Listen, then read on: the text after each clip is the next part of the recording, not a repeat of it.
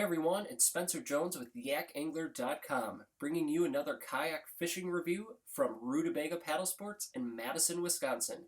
If you are in Wisconsin or the upper Midwest, be sure to check out Rutabaga for any of your kayaking needs. Today we're going to take a closer look at the Wilderness Radar 115. Now when I went to review this kayak at Rutabaga, they did not have the pedal drive at that time.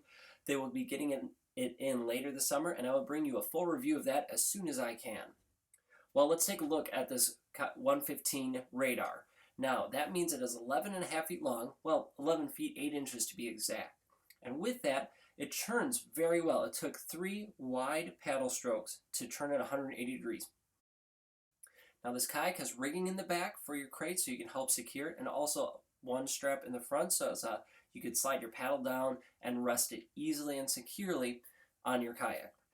It has a frame seat, which makes it very comfortable to sit in for hours on end. So whether you're fishing for fun for 2-3 hours or in a tournament for 8 hours or anything in between, this seat is very comfortable. It has a high seat position and a lower seat position that is easily adjustable on the water.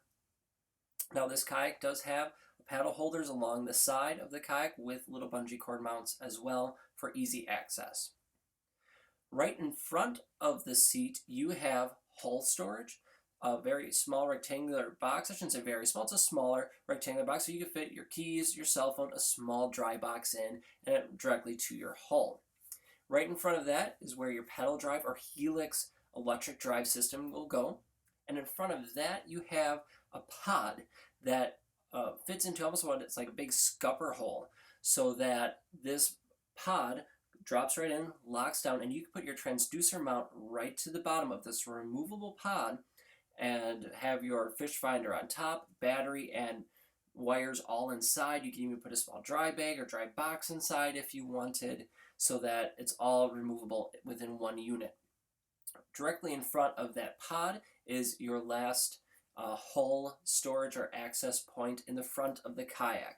It's big enough where you could probably fit a life jacket in there, your PFD, dry box, a lunch, something like that, but you would not be able to put rods into your kayak to store for a long drive.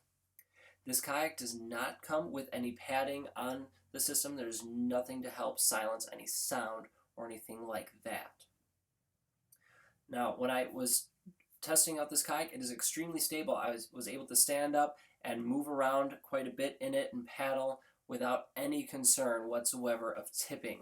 I was very happy to see that. It is 15 inches high, and it does stay above the waterline quite a bit. I didn't have too many issues with the wind grabbing it, but it wasn't that windy that day, so that's something to watch out for.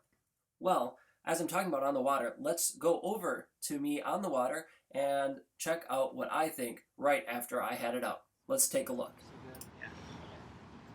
So I've had the Wilderness Radar 115 out on the water for a short time here. It is extremely stable. As you can tell, I'm standing up in it as we speak here, and it's comfortable to stand in. Stable enough for a short kayak that it is.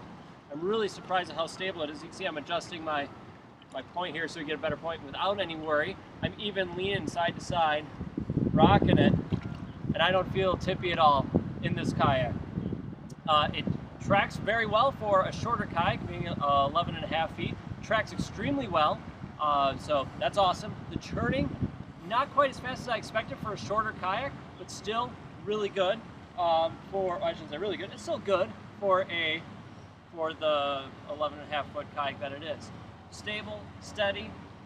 This boat seems like a winner to me. It's a nice one to check out. So if you want a stable kayak that's not going to completely break your bank and you can go straight, turn well with it, imagine this thing will handle lakes really well. There's no wind, so I can't tell you about how much the wind will grab, but take a look at how much it's sticking about on the sides. I would imagine the wind will grab it a little bit and churn, especially depending on the gust. But I can take this thing out on the lakes without any issues, bigger rivers, smaller rivers with a smaller size, I could even see taking it out on. So that is the Wilderness Radar 115. This is Spencer Jones with Yakangler.com.